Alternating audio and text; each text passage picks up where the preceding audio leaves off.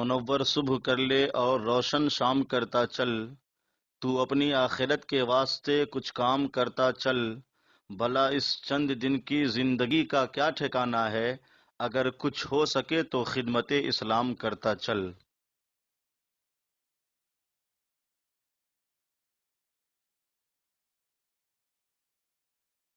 سورۃ المائدہ کی آیت نمبر 67۔ سورۃ المائدہ کا 10واں رکوع اور چھٹے پارے کا 14واں رکوع۔ اللہ رب العالمین نے ارشاد فرمایا، یا ایہا الرسول، اے رسول، بلغ ما انزل الیک من ربک، پہنچا دو جو کچھ اترا تمہیں تمہارے رب کی طرف سے، وَإِن لَّمْ تَفْعَلْ فَمَا بَلَّغْتَ رِسَالَتَهُ، اور ایسا نہ ہو تو تم نے اس کا کوئی پیام نہ پہنچایا۔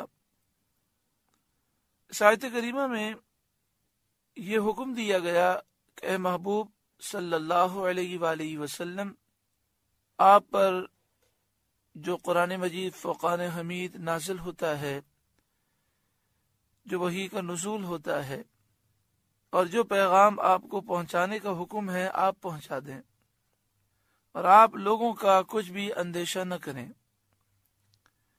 واللہ یعصمک من الناس،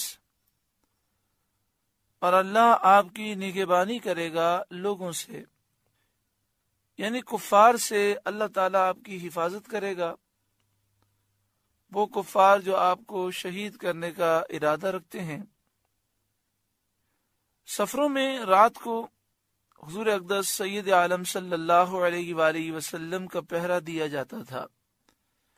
جب پیارے آقا صلی اللہ علیہ وآلہ وسلم سفر میں ہوتے تو جب رات میں سفر میں قیام ہوتا تو صحابہ کرام آپ کے خیمے کے گرد پہرا دیتے۔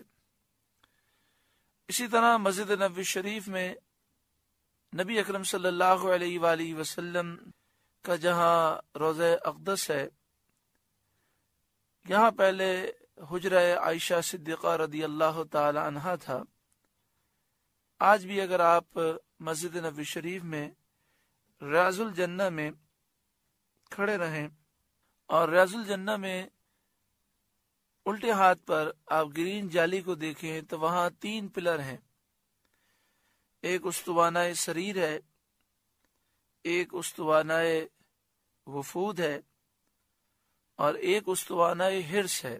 استوانہ حرص یہ وہ مقام ہے جہاں پر حضرت علی رضی اللہ تعالیٰ عنہ پہرا دیا کرتے تھے، اور دیگر صحابہ کرام نے بھی حضور کی حفاظت کے لیے پہرا دیا۔ جب یہ آیت کریمہ نازل ہوئی، واللہ یعصمک من الناس، اللہ آپ کی نگہبانی کرے گا لوگوں سے، تو آپ صلی اللہ علیہ وآلہ وسلم نے پہرا ہٹا دیا۔ نبی اکرم صلی اللہ علیہ وآلہ وسلم نے پہرے داروں سے فرمایا، تم لوگ چلے جاؤ، اللہ تعالیٰ نے میری حفاظت فرمائی۔ ان اللہ لا یہدی القوم الکافرین، بے شک اللہ کافروں کو راہ نہیں دیتا۔ قل، اے محبوب آپ فرمائیے، یا اہل الکتاب لستم علی شیء، اے کتابیوں تم کچھ بھی نہیں ہو، یعنی کسی دین اور ملت میں تم نہیں ہو، حتی تقیموا التوراۃ والانجیل، جب تک کہ تم توریت اور انجیل قائم نہ کرو، وما انزل الیکم من ربکم، اور جو کچھ تمہاری طرف تمہارے رب کی طرف سے اترا، یعنی قرآن مجید فرقان حمید، جب تک قرآن کو توریت انجیل کو قائم نہ کرو اس وقت تک تم کسی دین اور ملت میں نہیں ہو۔ ان تمام کتابوں میں سید عالم صلی اللہ علیہ وآلہ وسلم کی تعریف، آپ کی نعت، آپ کی صفات اور آپ پر ایمان لانے کا حکم ہے۔ جب تک حضور صلی اللہ علیہ وآلہ وسلم پر ایمان نہ لائیں، توریت انجیل کو قائم کرنے کا دعویٰ صحیح نہیں ہو سکتا۔ اگر توریت انجیل پر عمل کرنے کا اہل کتاب دعویٰ کرتے ہیں تو نبی اکرم صلی اللہ علیہ وآلہ وسلم پر ایمان لائیں۔ وَلَيَزِيدَنَّ كَثِيرًا مِّنْهُمْ مَا أُنزِلَ إِلَيْكَ مِن رَّبِّكَ طُغْيَانًا وَكُفْرًا، اور بے شک اے محبوب وہ جو آپ کی طرف آپ کے رب کی طرف سے اترا اس سے ان میں بہت ساروں کو شرارت اور کفر کی اور ترقی ہوگی۔ یعنی جتنا قرآن مجید فرقان حمید نازل ہوتا جائے گا یہ مکابرہ اور عناد سے دشمنی سے اس کا انکار کرنے میں اور شدت کرتے جائیں گے۔ یعنی بہت سے ایسے لوگ ہیں کہ قرآن مجید فرقان حمید کو سن کر ان کے کفر میں اضافہ ہوتا ہے، ان کی سرکشی میں اضافہ ہوتا ہے، کیونکہ ان کے دل مردہ ہیں اور یہ گندے لوگ ہیں۔ فَلَا تَأْسَ عَلَى الْقَوْمِ الْكَافِرِينَ، تو تم کافروں کا کچھ غم نہ کھاؤ، یعنی کافر ایمان نہیں لاتے تو اس پر افسوس نہ کرو، ان کے دل مردہ ہیں اس لیے یہ حق کو قبول نہیں کرتے۔ ان الذین آمنوا، اعلی حضرت امام اہل سنت امام احمد رضا علیہ الرحمہ نے کنز ایمان میں یہاں ترجمہ کیا بے شک وہ جو اپنے آپ کو مسلمان کہتے ہیں۔ ان الذین آمنوا، بے شک وہ جو اپنے آپ کو مسلمان کہتے ہیں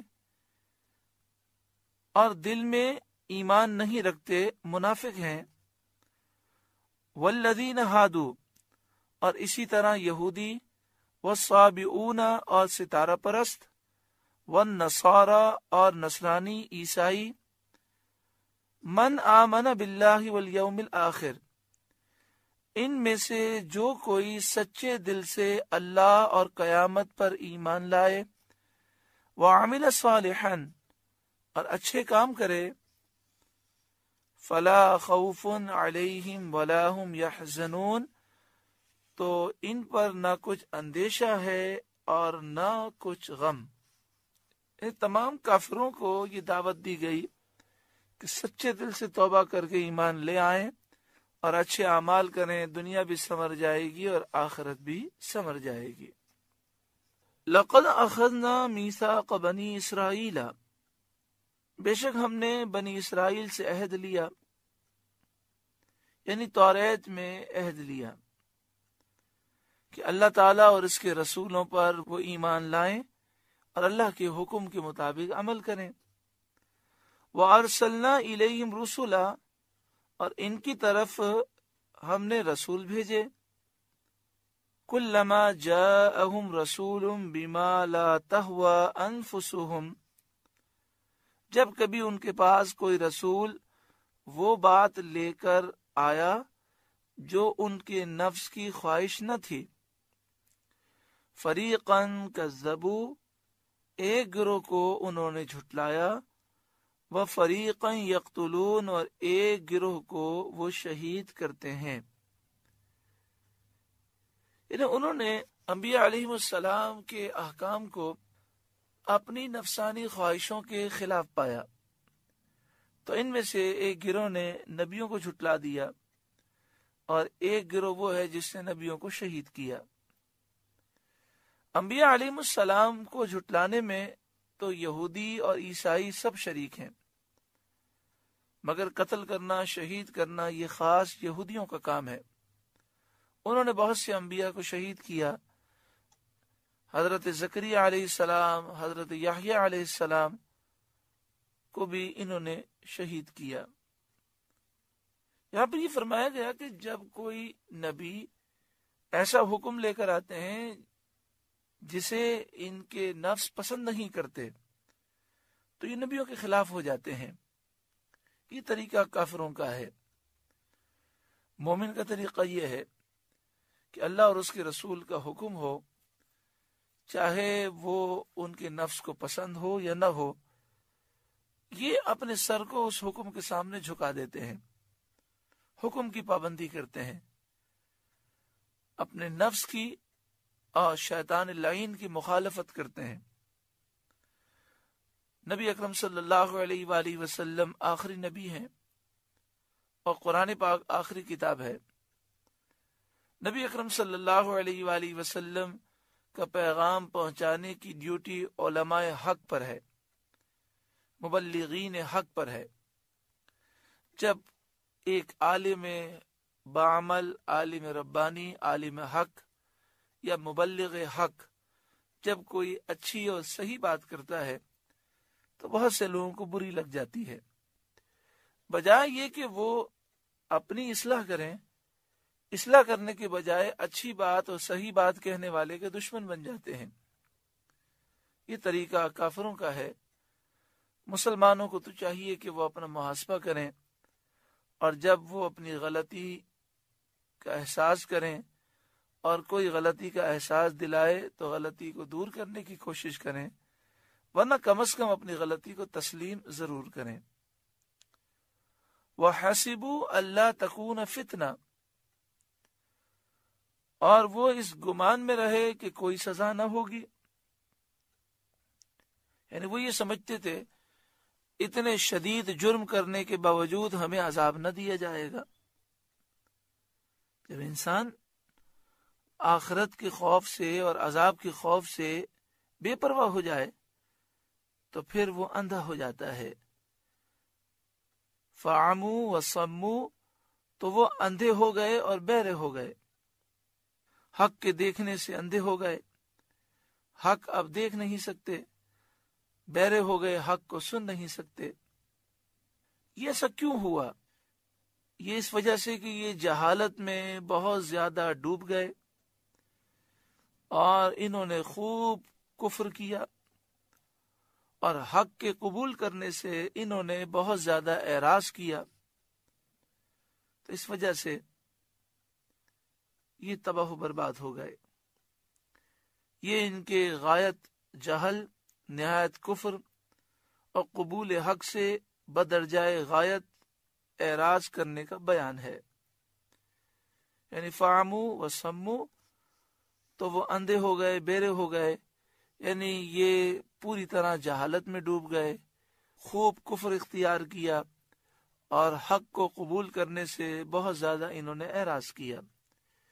ثم تاب اللہ علیہم، پھر اللہ نے ان کی توبہ قبول کی۔ جب انہوں نے حضرت موسیٰ علیہ السلام کے بعد توبہ کی، ثم عموا وصموا کثیر منہم، پھر دوبارہ ان میں سے بہت سے اندھے اور بہرے ہو گئے، پھر وہ گناہوں میں اور کفر میں ڈوب گئے۔ واللہ بصیر بما یعملون، اور اللہ ان کے کام دیکھ رہا ہے۔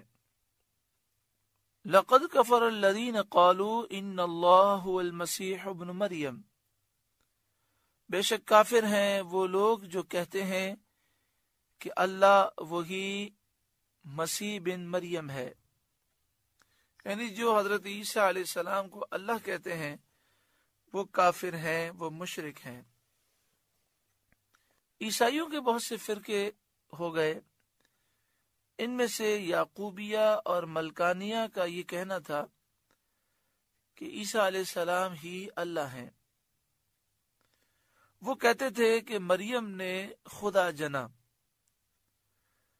اور یہ بھی کہتے تھے کہ الہ نے ذات عیسیٰ میں حلول کیا، یعنی عیسیٰ علیہ السلام کی ذات میں اللہ داخل ہو گیا، نعوذ باللہ من ذالک، اور وہ ان کے ساتھ متحد ہو گیا، یعنی اللہ عیسیٰ علیہ السلام کی ذات سے مل گیا تو عیسیٰ اللہ ہو گئے، الہ ہو گئے، نعوذ باللہ من ذالک۔ تو یہ عیسائیوں کا ایک نظریہ ہے کہ عیسیٰ علیہ السلام ہی اللہ ہیں، تو ایسا کہنے والے مشرک ہیں، کافر ہیں۔ وقال المسیح یا بنی اسرائیل اعبدوا اللہ ربی و ربکم، اور مسیح نے تو یہ کہا تھا، عیسیٰ علیہ السلام نے تو یہ فرمایا تھا، اے بنی اسرائیل اللہ کی بندگی کرو جو میرا رب ہے اور تمہارا رب ہے، اور میں اس کا بندہ ہوں، میں خدا نہیں ہوں، الہ نہیں ہوں۔ یہ بات حضرت عیسیٰ علیہ السلام نے فرمائی تھی۔ انہ من یشرک باللہ، بے شک جو اللہ کا شریک ٹھہرائے، یعنی اللہ کے سوا کسی کو خدا الہ معبود سمجھے، فقد حرم اللہ علیہ الجنہ، تو اللہ نے اس پر جنت حرام کر دی، ومأواہ النار، اور اس کا ٹھکانہ جہنم ہے، وما للظالمین من انصار، اور ظالموں کا کوئی مددگار نہیں۔ لقد کفر الذین قالوا ان اللہ ثالث ثلاثہ، بے شک کافر ہیں وہ لوگ جو کہتے ہیں اللہ تین خداؤں میں سے تیسرا ہے۔ یہ کہنا عیسائیوں کے فرقے مرقوسیہ اور نستوریہ کا ہے۔ اکثر مفسرین کا قول ہے کہ اس سے ان کی مراد یہ تھی کہ اللہ، مریم اور عیسیٰ تینوں خدا ہیں، الہ ہیں، اور الہ ہونا ان سب میں مشترک ہے، سب الہ ہیں، نعوذ باللہ من ذالک۔ متکلمین فرماتے ہیں کہ عیسائی کہتے ہیں کہ باپ، بیٹا، روح القدس تین خدا ہیں، باپ، بیٹا، روح القدس، اور یہ تینوں مل کر ایک خدا ہیں، نعوذ باللہ من ذالک۔ تو اب دیکھیں اس وقت پوری دنیا میں جو عیسائی پائے جاتے ہیں، ان عیسائیوں کا یا تو عقیدہ یہ ہے کہ حضرت عیسیٰ علیہ السلام ہی اللہ ہیں، اور اکثر عیسائیوں کا عقیدہ یہ ہے کہ حضرت عیسیٰ علیہ السلام اللہ کے بیٹے ہیں، الہ ہیں، اللہ بھی الہ ہے، عیسیٰ علیہ السلام بھی الہ ہیں، حضرت مریم بھی الہ ہیں، اور بعض کہتے ہیں روح القدس بھی الہ ہے۔ تو موجودہ دور کے جو عیسائی ہیں، جب وہ حضرت عیسیٰ علیہ السلام کو اللہ کا بیٹا مانتے ہیں تو قرآن کی روح سے وہ کافر ہیں، مشرک ہیں۔ اب اگر کوئی شخص یہ کہے کہ عیسائی کافر نہیں ہے، مشرک نہیں ہے، بلکہ وہ مومن ہیں، تو ایسا شخص قرآن پاک کا انکار کرنے والا ہے۔ وَمَا مِنْ إِلَٰهٍ إِلَّا إِلَٰهٌ وَاحِدٌ، اور خدا تو نہیں مگر ایک خدا، نہ کوئی اس کا ثانی ہے نہ ثالث ہے، نہ کوئی دوسرا خدا ہے نہ کوئی تیسرا خدا ہے۔ وہ وحدہ لا شریک ہے، وہ وحدانیت کے ساتھ موصوف ہے، اس کا کوئی شریک نہیں، باپ سے، بیٹے سے، بیوی سے، سب سے وہ پاک ہے۔ وما من الہ الا الہ واحد، خدا تو نہیں مگر ایک خدا، صرف ایک وحدہ لا شریک خدا ہے، الہ ہے، معبود ہے۔ وَإِن لَّمْ يَنْتَهُوا عَمَّا يَقُولُونَ، اور اگر اپنی بات سے وہ باز نہ آئے اور تثلیث کے معتقد رہے، توحید اختیار نہ کی، اور یہ کہتے رہے کہ خدا تین ہیں، لَيَمَسَّنَّ الَّذِينَ كَفَرُوا مِنْهُمْ عَذَابٌ أَلِيمٌ، تو جو ان میں کافر مریں گے ان کو ضرور دردناک عذاب پہنچے گا۔ افلا یتوبون الی اللہ ویستغفرونہ، تو کیوں نہیں رجوع کرتے اللہ کی طرف اور اس سے بخشش کیوں نہیں مانگتے؟ واللہ غفور الرحیم، اور اللہ بخشنے والا مہربان ہے۔ قرآن دعوت دے رہا ہے کہ اے عیسائیوں، کیوں توبہ نہیں کرتے؟ کیوں یہ لوگ اللہ کی بارگاہ میں معافی نہیں مانگتے؟ سچی پکی توبہ کریں، ایمان لے آئیں، اللہ سارے گناہ بخش دے گا۔ مل مسیح ابن مریم الا رسول، مسیح بن مریم نہیں مگر ایک رسول۔ حضرت عیسیٰ عظیم الشان رسول ہیں، خدا نہیں، الہ نہیں، معبود نہیں، اللہ کے بیٹے نہیں ہیں۔ ان کو الہ ماننا غلط ہے، باطل ہے اور کفر ہے۔ قد خلت من قبلہ الرسل، اس سے پہلے بہت رسول ہو گزرے، وہ بھی معجزات رکھتے تھے۔ یہ معجزات اس بات کی دلیل تھے کہ یہ سچے نبی ہیں۔ اسی طرح حضرت عیسیٰ علیہ السلام بھی رسول ہیں، ان کے معجزات بھی نبوت کی دلیل ہیں۔ انہیں رسول ہی ماننا چاہیے، جیسے دیگر انبیاء علیہ السلام کو معجزات کی بنا پر خدا نہیں مانتے، ان کو بھی خدا نہ مانو۔ دیگر کئی نبیوں نے معجزات دکھائے، حضرت عیسیٰ علیہ السلام نے بھی اللہ کے حکم سے معجزات دکھائے، انہوں نے مردوں کو زندہ کیا، انہوں نے بیماروں کو شفا دی، برس کے مریضوں کو شفا دی، مادر ذات اندھوں کو آنکھیں دیں، غیب کی خبریں وہ دیتے۔ لیکن حضرت عیسیٰ علیہ السلام خود اعلان فرما رہے ہیں کہ یہ میں اللہ کے اذن سے کرتا ہوں اور اللہ کی دی ہوئی طاقت سے کرتا ہوں، میں الہ نہیں، خدا نہیں، معبود نہیں۔ تو یہ معجزات اللہ تعالیٰ نے اپنے نبیوں کو عطا فرمائے ہیں، لہذا عیسیٰ علیہ السلام کو خدا سمجھنا بہت بڑی غلطی ہے اور کفر ہے۔ وَأُمُّهُ صِدِّيقَةٌ، اور ان کی ماں صدیقہ ہیں، بہت سچی ہیں، جو اپنے رب کے کلمات اور اس کی کتابوں کی تصدیق کرنے والی ہیں۔ عیسیٰ علیہ السلام اور حضرت مریم کے متعلق فرمایا گیا کانا یأکلان الطعام، دونوں کھانا کھاتے تھے۔ اس میں عیسائیوں کا رد ہے کہ خدا غذا کا محتاج نہیں ہو سکتا، تو جو غذا کھائے، جسم رکھے، اس جسم میں تحلیل واقع ہو، غذا اس کا بدل بنے، وہ کیسے الہ اور خدا ہو سکتا ہے؟ اللہ تعالیٰ تو کھانا کھانے سے پاک ہے۔ انظر کیف نبین لہم الآیات، دیکھو تو ہم کیسی صاف نشانیاں ان کے لیے بیان کرتے ہیں۔ ثم انظر انا یؤفکون، پھر دیکھو وہ کیسے اوندھے جاتے ہیں۔ یعنی قرآن مجید فرقان حمید میں کس طرح واضح انداز میں سمجھایا گیا، لیکن اس کے باوجود یہ سمجھتے نہیں اور کفر و شرک کی طرف اوندھے جاتے ہیں۔